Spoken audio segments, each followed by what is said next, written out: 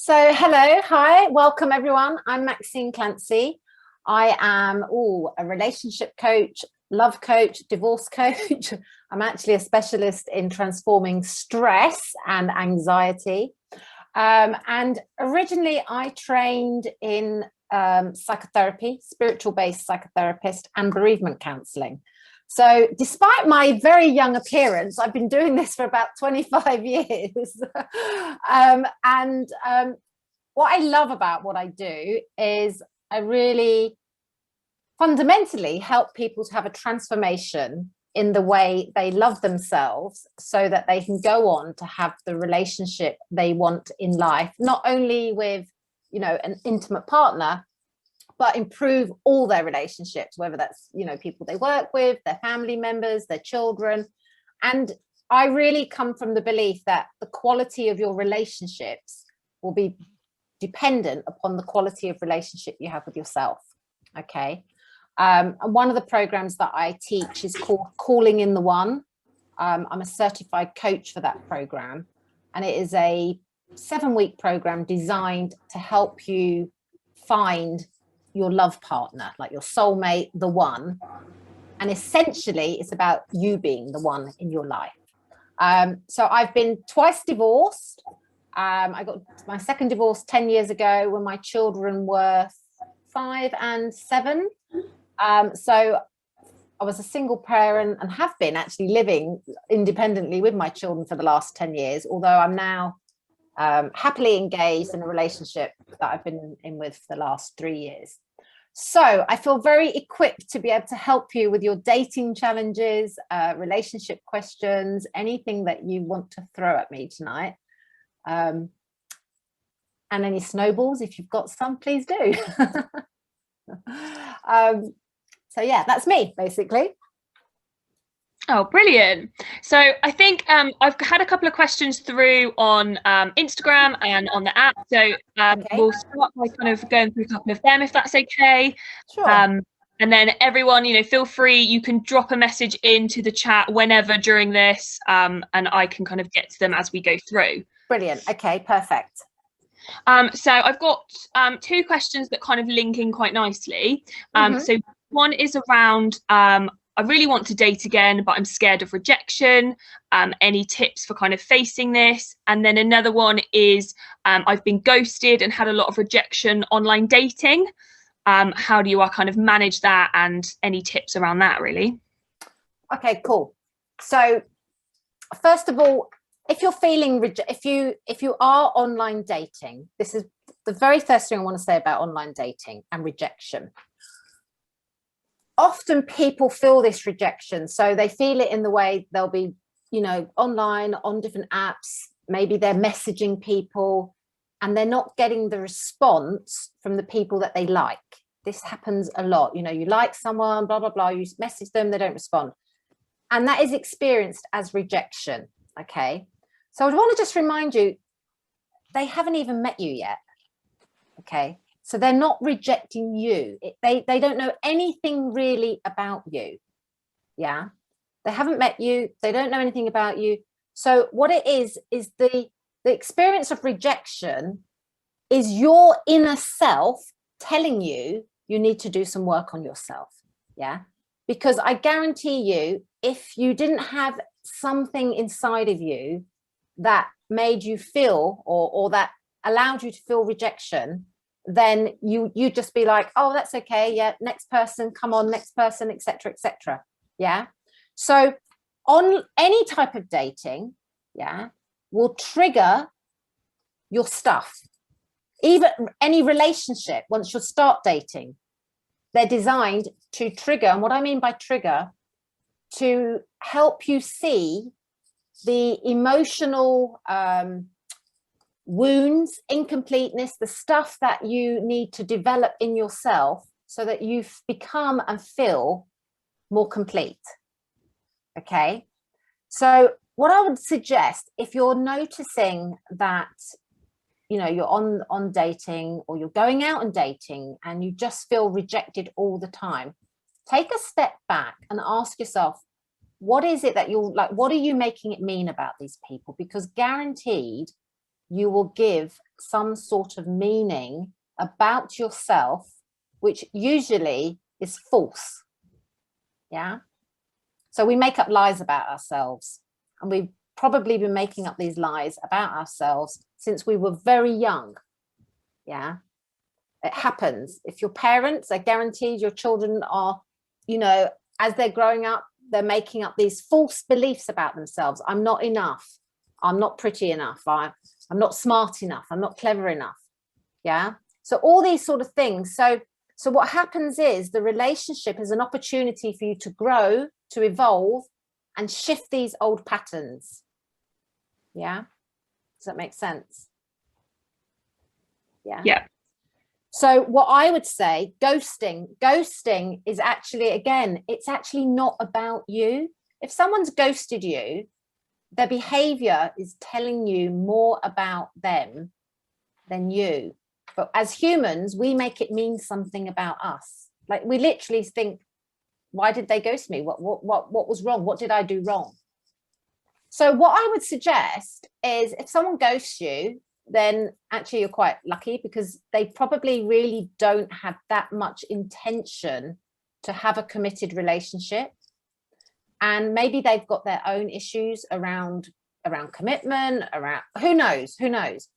But if someone has ghosted you, one, don't take it personally. They're doing you a favor, because they really, you know, are not committed. And two, you want to look at your part, your bit in it, in like, you know, what are you feeling? And really, what's that bringing up in you that you need to heal and work on? So like the first step around dating is really about, are you actually ready to date? Have you dealt with your own, you know, relationship stuff? And if you haven't, then what's going to happen? That dating process, it will just keep triggering and triggering any hurts that you have about yourself. So I don't know if that's the answer the person wanted. What was the other link to that question? You said there was a second link. Yes, there was around, I tell people I'm a parent, and that tends to get people, that they feel that they're rejected because of that reason. Right. Okay.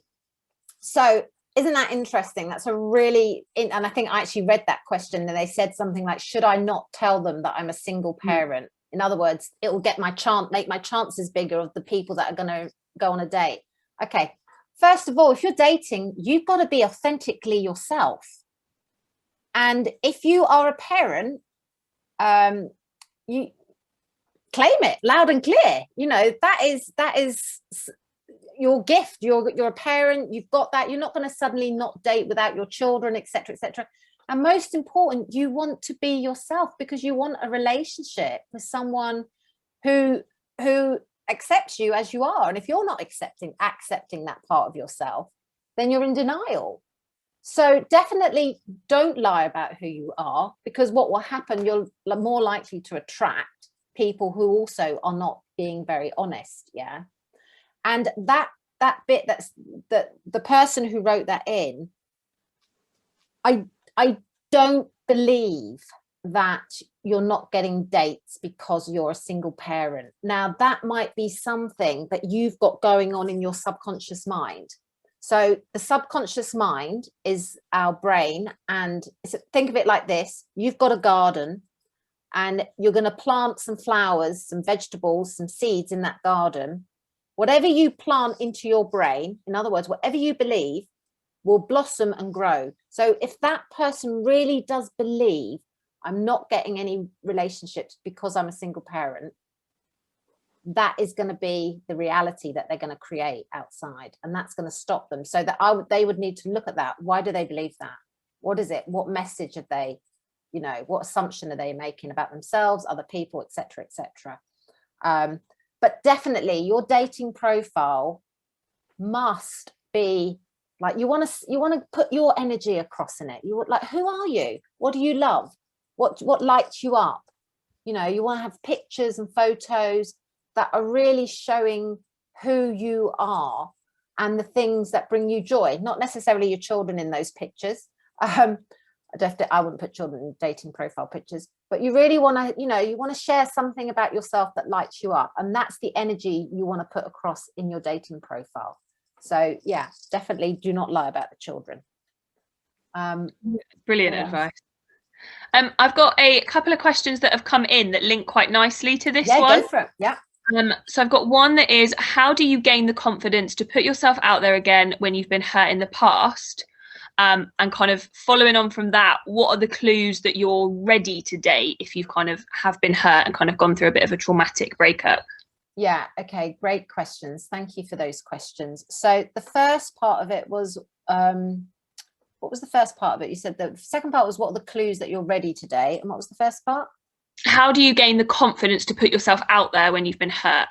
Yeah, okay. So again, it's kind of it's a kind of two things, yeah. Like, how do you actually know you're ready to date?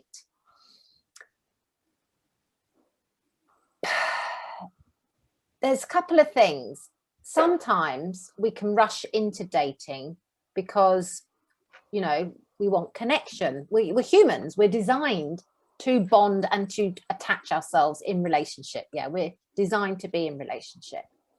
And so if you're sort of rushing into dating and you have not got over your previous hurt, or you've had a series of, you know, painful relationships, then what you might find is you show up in relationship and you're very needy and like excessively, like inappropriately needy, wanting, you know, too much approval, affection. And so what happens in that dating process, you tend to find that you experience a lot of feelings of rejection, you know, people not really being what you're looking for and stuff like that. So what I would do is I would just take a step back and really take the time to ask yourself, like, do I feel good about myself? Do I like myself? You know, what are the areas of myself that maybe I need to do a little bit of inner work on before I go out there and date? Because life's a mirror. It will reflect back to you what's going on inside of you. And so let me give you some examples. It's usually better to work from examples. I had a client. She was doing loads and loads of dating, but what kept happening was she kept meeting people. She'd go on quite a few dates with them, and then they would either ghost her, okay, or what would happen is she'd sort of get quite intimate and they'd sort of look like it was all going really amazing, and then the person would like really back off, wouldn't be that interested. And I've had this the other way around with men as well, similar, you know, not necessarily quite as similar, but you know. So what actually happened when I asked her, well, look, what really is being reflected back to you? Where are you not available? What, you know, how are you with your commitments to yourself? What she realized is she would always say she was going to do some things, you know, like maybe go to a yoga class, or that she was going to work on starting her own business. And she never, ever kept those commitments to herself. She'd say like she's going to go on a diet, and she wouldn't keep her word. So she was meeting people that were reflecting back to her lack of commitment to herself. Does that make sense? Has anyone experienced that? Does anyone recognize that? That, you know, if we don't commit to ourselves, we will have people that don't commit to us either. You're going to say something, Tamsin?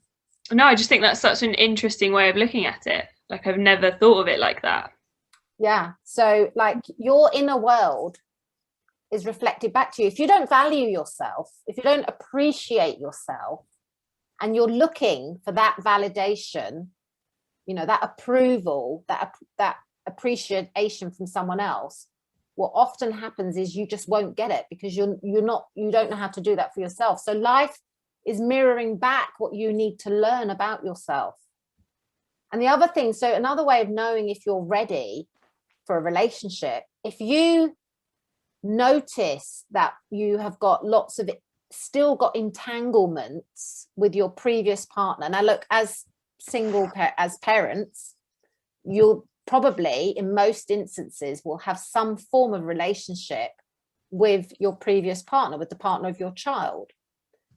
If that relationship is constantly causing you stress, upset, problems, it's very likely that there's some issues that you need to work on and resolve within yourself in order to be fully ready to go into a relationship.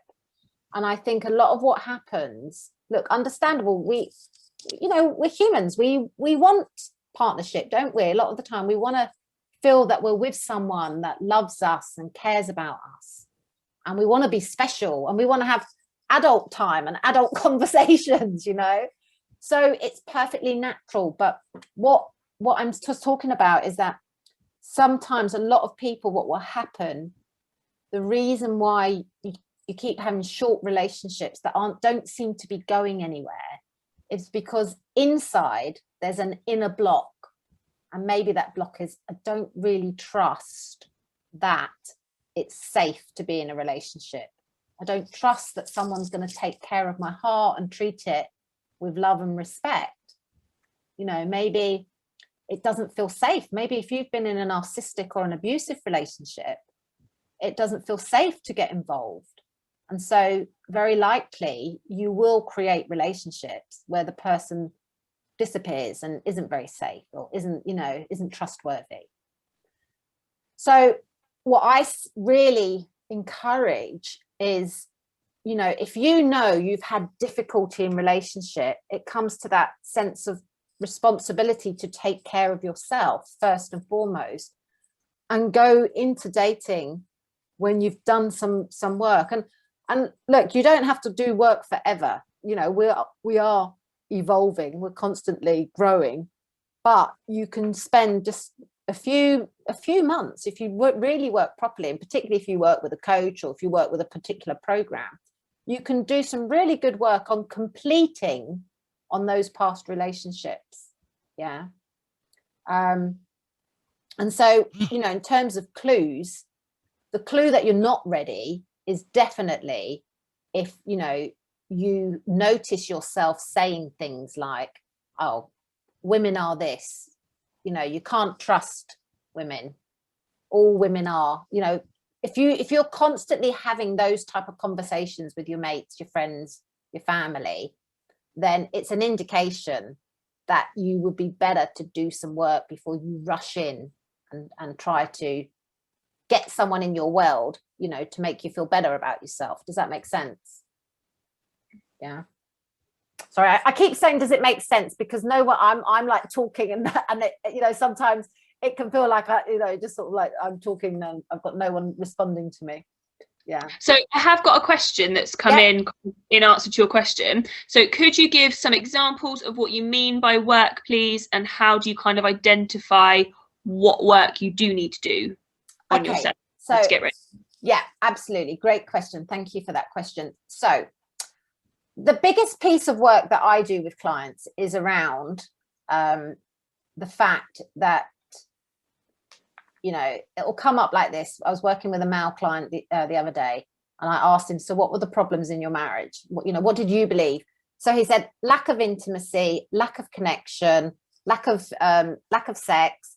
My partner was mean to me, and there was something else, I can't remember. But basically, arguments around money, how to spend money. So there's a couple of things.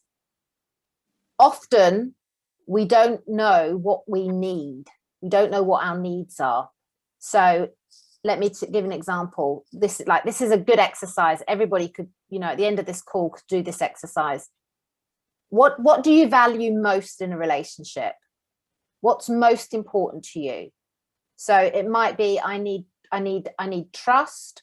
I need respect. I need closeness. I need to be able to talk about my feelings and not have someone tell me that I'm wrong to feel that way. Yeah. So if they are what you need, you want to turn that round. And this is where the mirror bit comes in, and ask yourself, are you currently giving that to yourself? So if I need trust, the turning that around would be, I trust myself. So you want to look at where do you not trust yourself? And that the work is I might not trust myself to speak up. I might not trust myself that I make the right choices. I might not trust my feelings. Yeah. if I need respect, is there anywhere in your life that you're not respecting yourself? So a really good one for respect is you might not be respecting your body. You might be, and anything I say is not a judgment. I'm just really saying these things because they're the common things that people do. You might not be exercising when you know you need to. You might not be doing the work you want to do because you don't believe that you can do the job you want to do or get paid to do something that you love. You know, you might be spending all your days binge watching TV, which is quite acceptable in these unprecedented times. But you know what, it might be that you don't respect yourself and you let people talk to you really badly, or you don't respect your time and you constantly giving your time to other people, which means you have less time to take care of yourself. So these are the types of things that, like the lack of commitment to yourself will show up, and you have to turn it around and say, well, if these are my values, if this is what's most important to me, how committed am I for doing that for myself? Yeah. And how do I communicate to my partner when I'm in a relationship these values? Because very often, and I know because I did this in my first marriage, you know, I did not speak up about the things that were important to me, but I would feel resentful because I sort of imagined that my partner would know what they were, or that he would just read my mind. I mean, I hear men often say this a lot. Does she think I'm going to read her mind? You know, so it really comes back to when we talk about doing the inner work, it's about honestly looking at yourself and taking responsibility for how you're showing up in life, who you're being in life. Yeah. So I hope that helps to answer those questions. And the second part of that bit about the feeling that, you know, that what do I need? What do I value? You want to look to see where you can, you know, make those commitments to yourself. And you want to also look at your past relationships. You know, what type of part, you know, how did you ask those really important questions? And if you didn't get the response you wanted, what behavior did that create in you? Like, how do you respond? Because that will give you clues as to the areas that you need to, it's what I call learn new skills in. Yeah, we've got to evolve our skill set, because I don't know about you, but I wasn't taught how to look after my emotions. I wasn't taught to understand my emotions when I was growing up. My parents are amazing. They're lovely. They loved all of us 4 children, but nobody said, when you feel sad, this is how you deal with big emotions. You know, when you feel angry, this is how you can communicate anger in a safe way. And we have to learn those skills. You know, you're all parents, you know, your children probably have tantrums or have got these things. It's okay to feel emotion. Yeah. You don't have to act on every emotion that you feel. And I think that's such an important thing to remember. Just because you feel an emotion, you don't have to act on it. And this links into the anxiety questions, that emotions this is how I define an emotion. An emotion is energy that's moving through our bodies, and we have attached a meaning to it. So at some point we decided some emotions are bad and some emotions are good. The meaning we attach is not necessarily the truth, but we think it is. And so very often, you know, if you can get stuck in certain types of emotions. And so, you know, if you want to really be ready to have like good, healthy relationships, it's really important to learn how to be with your emotions and how to use them as positive fuel to create change. You know, and divorce, separation, it brings up a lot of issues around, you know, difficult emotions, big emotions, because it's a triggering subject. And I actually did, Tam, I did a video for Frolo on, I think it's on your YouTube, around difficult emotions. I did it, I think it was in the summer, last summer, we did something, I seem to recall. So it might be worth, there's something that people might be worth, you know, looking at. Yeah, definitely. We can share that again on the feed and kind of link it. Yeah, link just it with link it. That'll be good. Yeah. No, No, really, definitely. so what I'm saying there is that, you know, relationships are going to trigger you.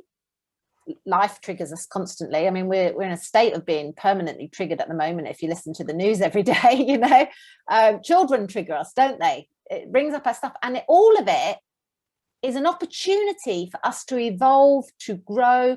And I think the most important thing is to have some kindness and some compassion for ourselves. You know, we're imperfectly perfect, yeah. And we've got a lot on our plate, especially, you know, as parents. You know, we want to do the best for our kids. We want to be the best for our kids, but we're human, and stuff gets on top of us, and that's okay. And there's lots of skills that you can learn to really evolve that, and some stuff that you can teach your children as well. You can model something really powerful for your children. So I would say learn how to be with your emotions. That's a really big piece of work, and people can message me if they want a bit further, you know, assistance around some ideas around that. I'm happy to talk about that with them. So what else have we got? So I've got two that have come in that talk about kind of in the current world of lockdown, and because obviously we just mentioned it as well, what kind of tips for instigating dates, or kind of or keeping you know, if you have met someone online, say, how do you keep that going when you can't do the stereotypical dating and go out and about like we normally do? Well, I kind of think it's a good thing, the lockdown, actually, from the point of view that I think very often what happens is people tend to really rush into relationships, you know, and we do that because possibly, you know, we're looking for certain needs to be met, etc. So I would say it's about taking it slowly. You can do online Zoom dating. You know, you really could have a great evening on Zoom and get to know someone. You could go for, you know, you can still go for walks. You can do walks and outdoor not very many activities. I think walking or cycling, or I mean, it's a bit cold maybe, but you know, you can be inventive and a little bit creative. And I would say, you know, take the time to give yourself the space to get to know someone, because you can learn a lot over Zoom. You don't have to be in the same room with someone in order to get to know them. And I think from that point of view, then it really does allow you to just pace the relationship. And I am very much, I really do believe it's good to pace relationships, and it links as well to one of the questions I know someone said about, you know, when is it good to introduce children to a new partner? And I think that very often we can have a tendency to rush, like we fall in love with the idea of someone before we've actually got to know who that person is, or we fall in love with the potential of what we think they are based on our hopes and dreams before we've even given them the time to prove. And I don't mean that from a test, but we haven't really given someone the time to see if they are honest, or to see if they do keep their word, or to see if they, you know, show up as a reliable person, as a trustworthy person. And so in terms of, you know, when do you introduce your children to a prospective partner, I would trust your guidance, like your inner self, as to, do you feel this person is worthy of your children's time? Do you feel this person is worthy of your time? Like, are they worthy? Are they worthy of your time and your commitment? Are you introducing them because it's more convenient, because you can't get, you know, babysitters, child sitters, or you know, like, what's your reason behind the introduction? Is it that you've decided you know, that this person is someone you want to date for a long period of time. And of course, it goes back to what's your value system. And I'm not saying that, you know, children shouldn't meet anybody. I'm not saying that at all. I'm just saying, you know, what is your value system around prospective partners? And also, I think it does also depend on the age of the children. You know, if you've got very young children who don't necessarily understand relationships and might form attachments and bonds with people, you may want to sort of really take a lot more time. And again, it comes back to your own value system. I know for me personally, my children were, you know, 5 and 7. By the time I really went out dating again, I waited 2 years because I wanted to do some work on myself. And, you know, I wasn't ready to date. I was not interested in just anybody meeting my children. I just thought, if I'm, you know, like this, if this is something that I essentially really feel was going somewhere long term, I would introduce them. But that was my standard and that's my value.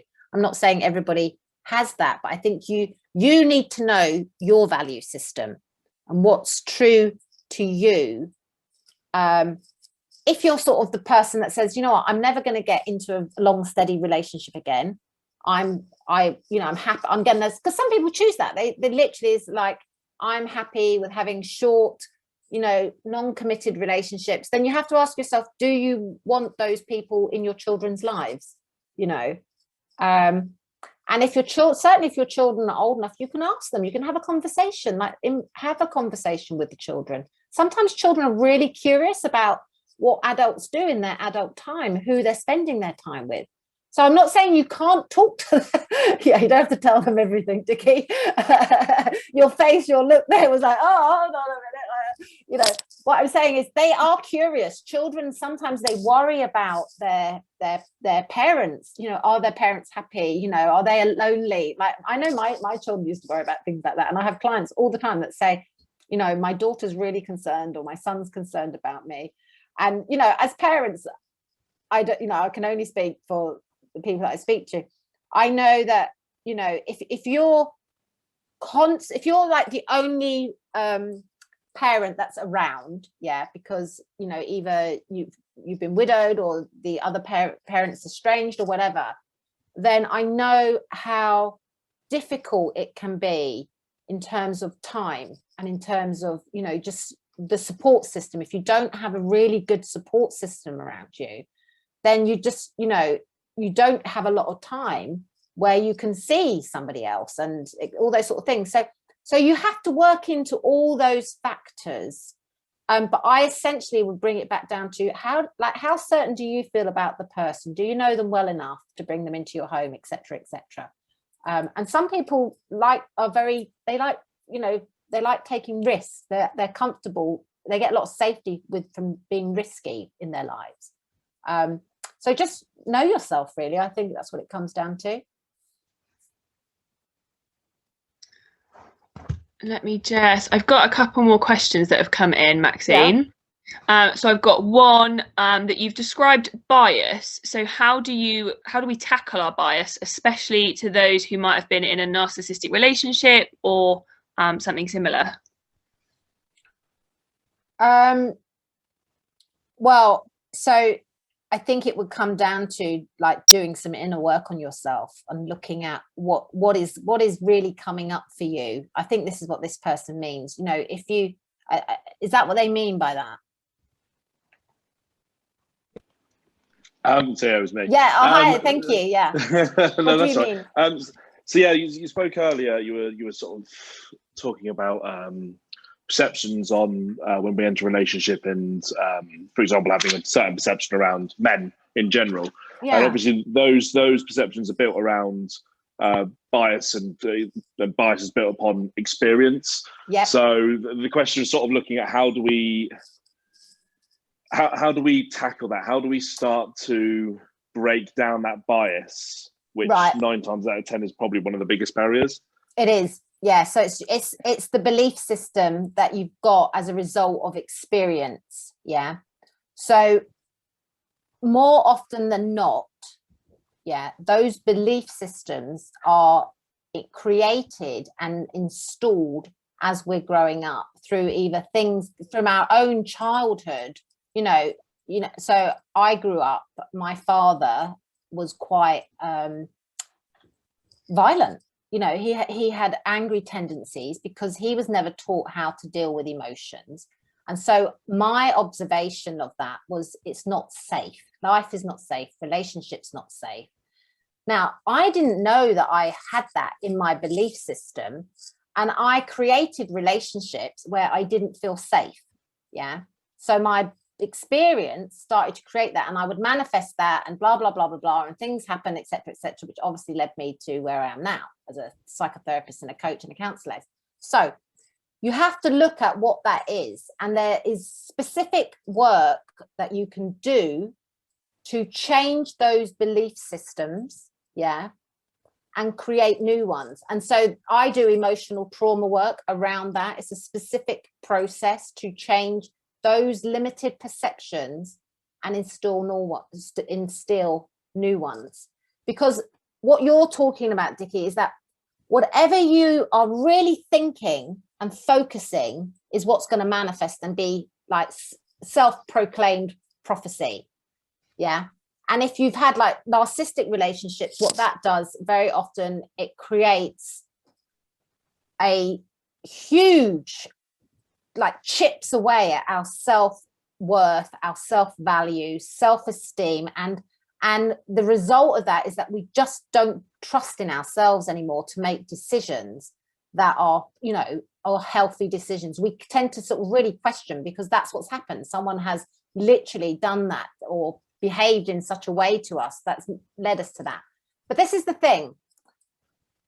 If someone's been in a narcissistic relationship, one of the core areas that, or one of the core principles, and they haven't done this consciously, it's unconscious behavior, is that they've abandoned themselves. At some point in the relationship, they've abandoned their value system, their belief system, and the truth of who they are. And the truth is, everybody is a divine being. Everybody has unlimited potential. Everybody has the ability to create whatever they want, which means everybody can have a beautiful, gorgeous, delicious, amazing, fantastic relationship with someone who adores them. Yeah. And you can be that for someone else. So if that's been your story, first of all, not necessarily you, but anyone listening or anyone online, or if you've got a friend whose story that is, yeah. First of all, absolutely everybody can change that story without a doubt.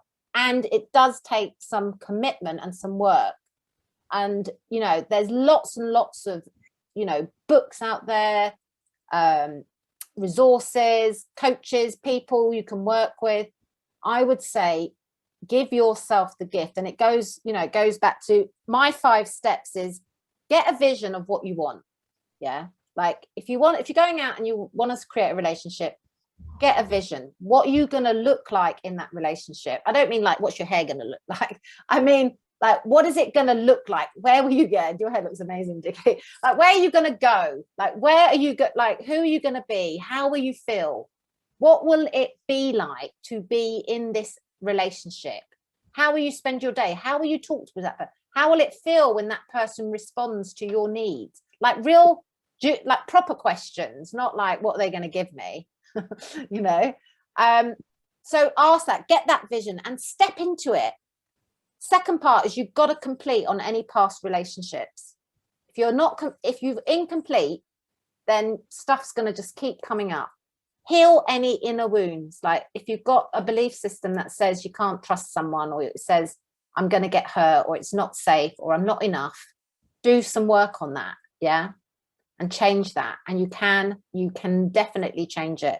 And then the 4th bit is you have to love yourself. You've got to be so in love with yourself, not from an egotistical point of view, but taking care of yourself, looking after yourself. There's enough self-love on any Instagram feed. You can find out so much about self-love and self-confidence. And because it is like you're vibrating and sending out this message to everyone you meet. Not a lot of people at the moment because you're inside your own homes. But we've all been there, where we walk into a room and we look across and we see that person, we think, oh wow, they look like they're fun, or they just, you know, their energy sends out a message. And we've been in a room where we think, God, I don't want to sit next to that person, because they're emitting a vibration that doesn't feel good. And you want to ask yourself, which one are you? Like when you show up on a date, are you someone that's interested in other people, or are you someone that just sits there and talks about yourself all night and talks about your past and your problems? Because that is not attractive. You know, you want to be engaging, you want to be true to yourself, you want to be self-expressive, and you want to be interested in the other person. So often I hear people go on dates and they go that they just didn't ask me any question whatsoever. All they did is talk about themselves all night. Well, nobody, I mean, I'm talking all night, but I'm on here. Do you know what I mean? Like, nobody wants to listen to someone talk about themselves all night. And the fifth part, and I think this is really important, is you have to be happy with your life. Like, I'm not saying your life has to be perfect. I'm not saying that you have to have every single bit of your life sorted, but essentially you need to be happy with who you are and what's going on in your world. Because I guarantee if you're not, then your relationship, you're going into that relationship in a sort of not your best place, and you're not necessarily going to be attracting the type of partner who's going to be like your best ideal partner for you, because you're attracting from a place where you don't really have confidence or belief. And I know this because I got the very first love of my life. I met him when I was 19. We went and traveled the world together, traveled Australia, Southeast Asia. I was madly in love with this guy. I thought I was going to marry him. We came home 6 months after we came home. I was 22. He broke up with me, and I was devastated. I mean, I was seriously just couldn't believe this was happening. I was in those days, I was very sort of, you know, in that fantasy that you're going to get married to the first person you really fall in love with type thing. Anyway, I then put on loads of weight. I put on loads of weight. I had low self-esteem. I really didn't believe in myself, and I started dating. I went out on dates, and I used to get myself into these really messy situations. And then I met this guy who became my first husband. And I guarantee I should never have married him. For a start, I lacked confidence. He was gorgeous, and I kept thinking, why is he interested in me? And it was an on-off painful relationship. And I was always trying to prove my worth because I didn't believe in myself. And eventually I had the courage to leave because for various reasons, we won't go into that now.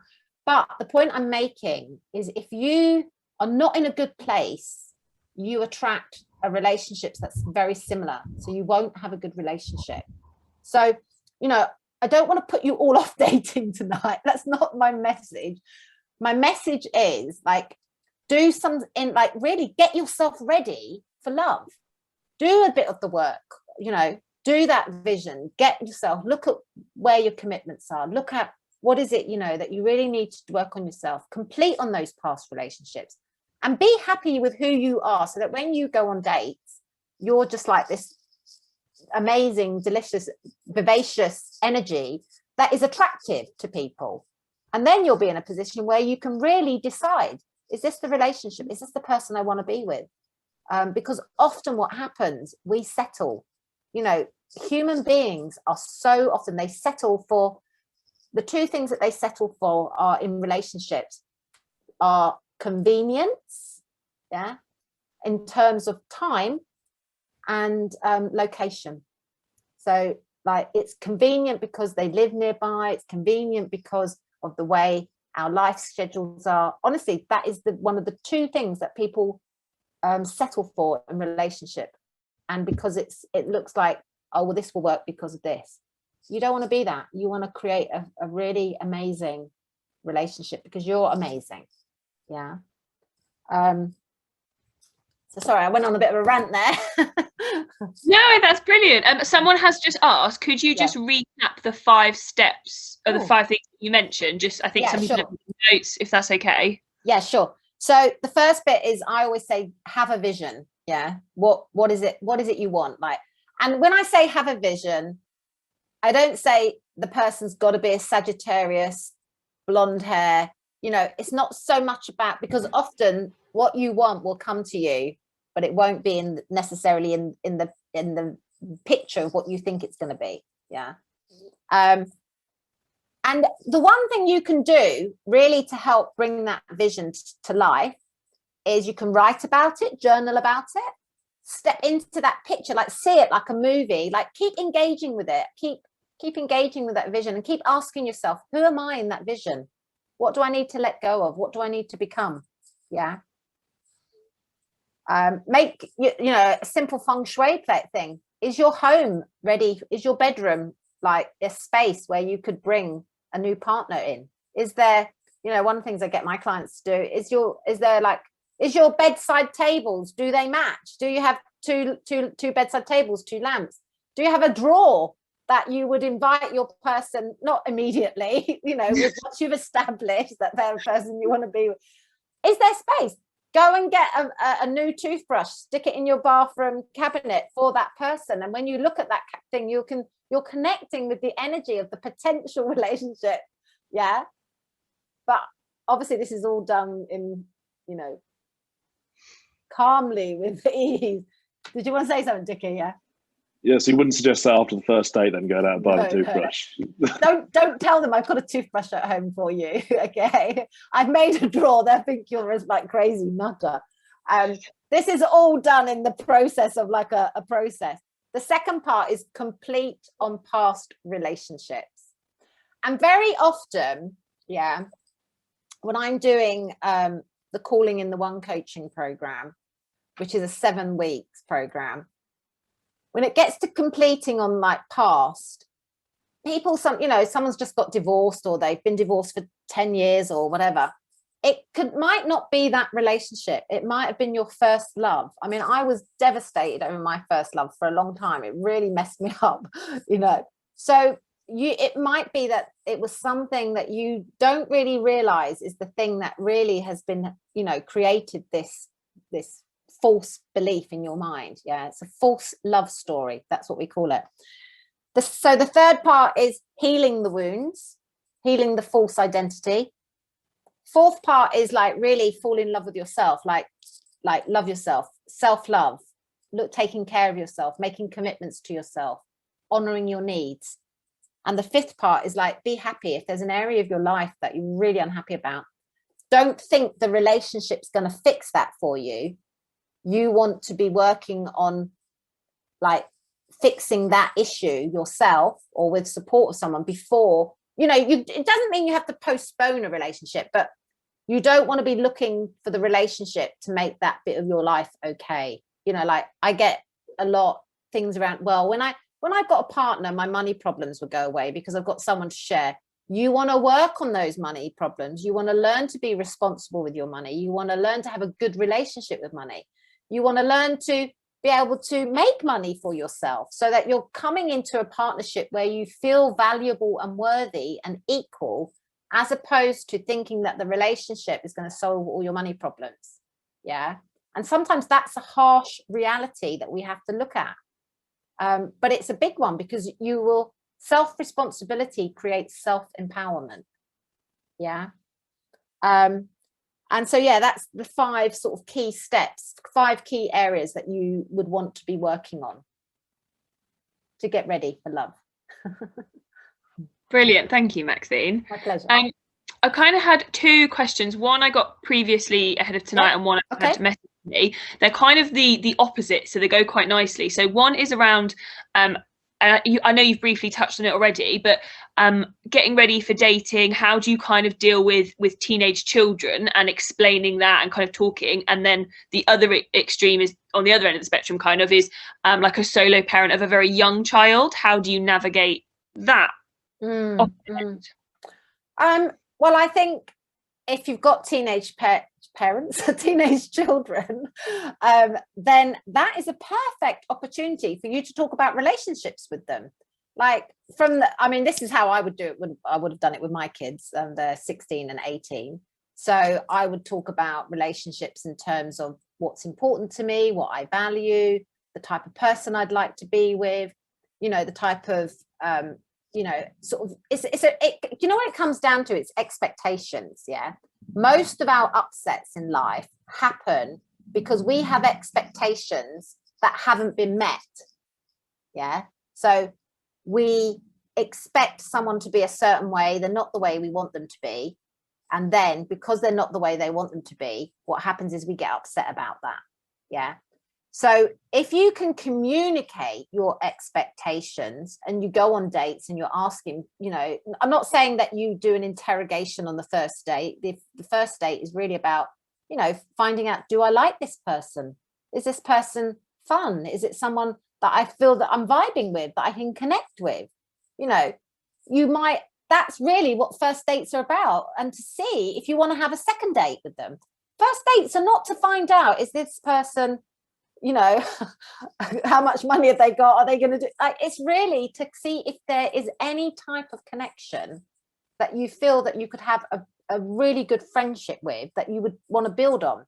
And this is the other thing. I'm going to say one more thing about this, actually, is very often we get confused because we may have an attachment style that says danger is love or danger is exciting. If you've grown up where love feels unsafe and you've got, you know, like we often confuse like real like what we in the movies looks like chemistry as being love or as being the one, you know, because we get all excited and butterfly, when sometimes it could be linked to our nervous system and our attachment style. So that's why it's really important to go on those first dates with the idea of, I'm going to get to know this person. And what often happens, particularly with all the texting, we have built up this fantasy about who we think this person is, and we're invested in that. I've had people tell me before they've even gone to dates, this is the one. It's like, well, how do you, like, you haven't even met the person yet. So let's drop the fantasy. Yeah. Have the vision of what you're looking for, but drop the fantasy and the projection that this person is before you've even got to know who they really are. So going back to the question, sorry, is that teenagers, you want to talk to them about this because they're going to be going into the dating world. And I know the dating world, depending on the age of yourself and your children, is, you know, they link up, they don't even date yet. They do all sorts of things these days. It's very, very interesting. But young children, like young children, they have a limited capacity for your understanding. Yeah. So you don't want to be telling them everything, but you want to keep them safe and secure because they need safety. They need structure. You don't want to be doing things that's really wrecking that structure in their life. And you tell them mummy's going out or daddy's going out with a friend, just like they have a friend, you know? So that's the way I would approach it. Brilliant, thank you. I've had another one. So how do we find out what our attachment style is? From kind of what you were just talking about. Yes, there's a very good book. It's called Attached by, it's not on my bookshelf up there. It's somewhere else it's behind me in the cupboard. But it's called Attached. And that book talks about all different attachment styles. And there's 3 main ones, which we don't have the time to go into now. But you might find that you have a particular style, anxious. So one lady was talking about, she has a lot of anxiety. If you go on dates and then, you know, all the texting and everything, and you start getting anxious, you probably have an anxious attachment style, and you might attract someone who tends to withdraw and pull away, and which makes you even more and more anxious, and you're looking for a slightly different, it's to do with the way we bond in relationships, and it would have been based on your childhood. You know, what I would say is all relationships give us an opportunity to understand ourselves, you know, they're an opportunity for us to grow and evolve. And if you kind of look at relationships from that perspective, you can be more curious and open about them, as opposed to worrying about them all the time. Just sort of like just go it from the point of view, wow, this is a gift, this relationship's a gift, this friendship's a gift, it's an opportunity for me to learn. And that way you really do take things less personally. You realize it's just, people are people. we're all beautiful souls that want to be loved and want to express love. That's who we are. You know, that's why we're here, to be an expression of love. So I hope that's helpful. It's one of my favorite.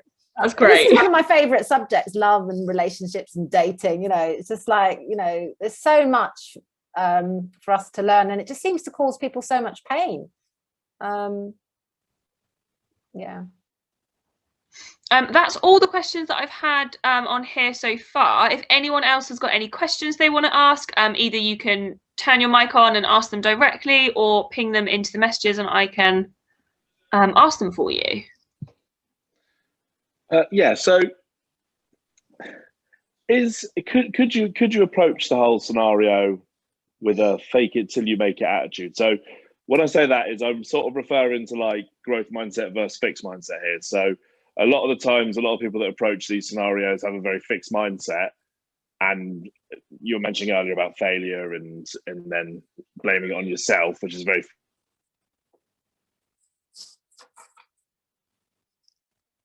What's happened? We've frozen.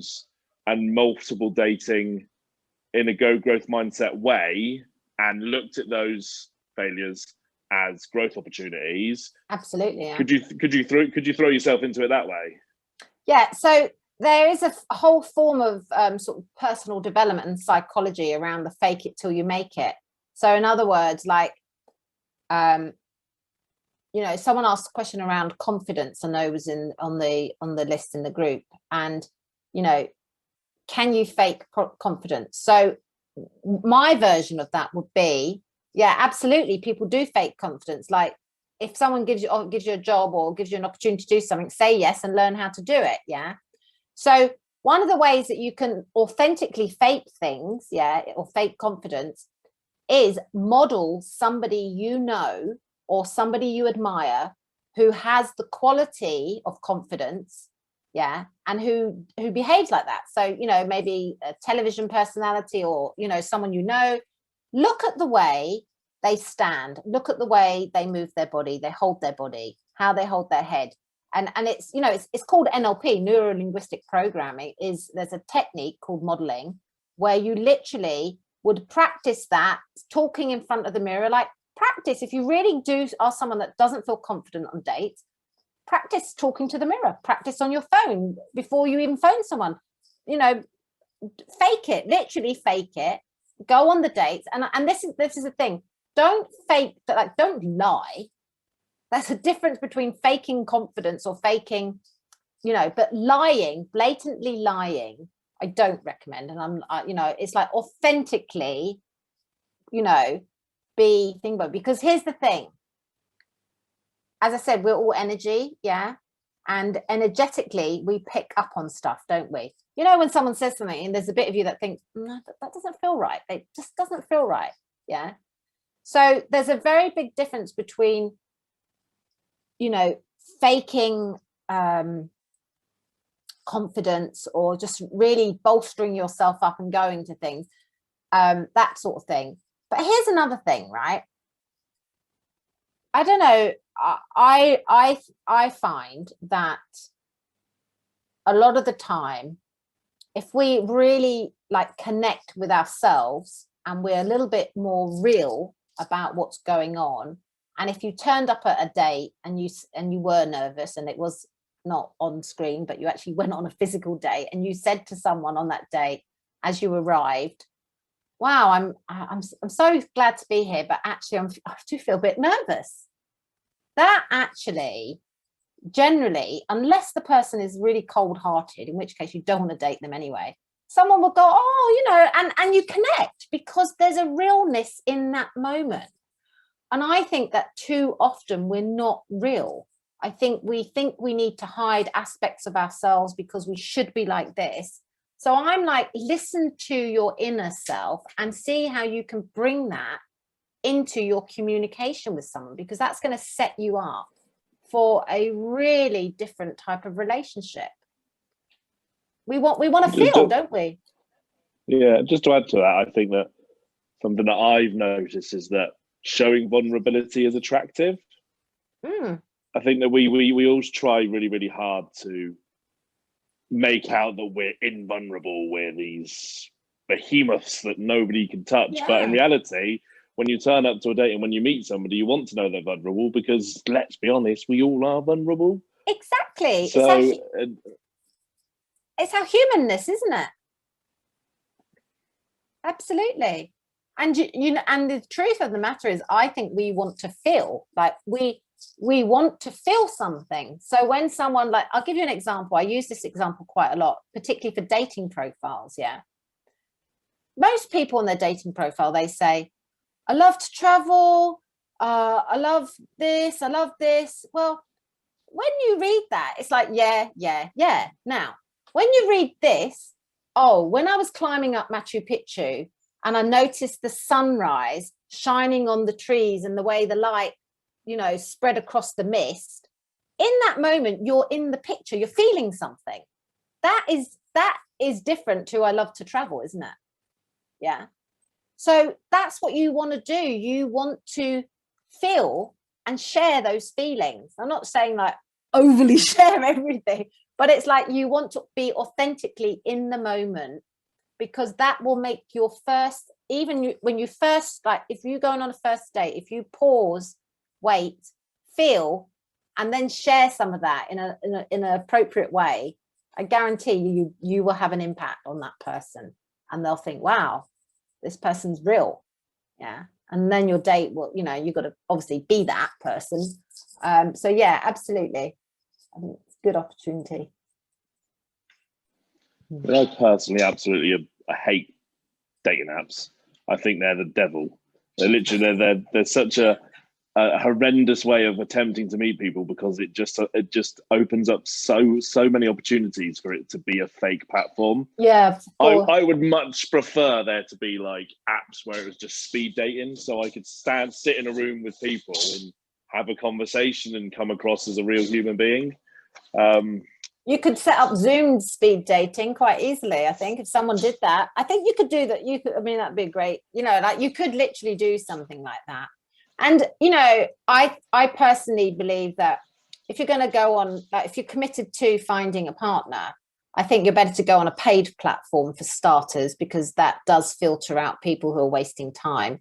And secondly, if you really do a lot of this work, and you're like emotionally ready and you're living your life, and I know it's difficult at the moment because, you know, we're restricted, but you will have more opportunity, because you just will be, you know, as you interact in the world, doors open to you. I've had clients that have met people walking their dog, you know, and not in, you know, in all times. I've had clients during COVID meeting people because of the fact that they have done that inner work and they don't have those emotional blocks that are sending out these messages.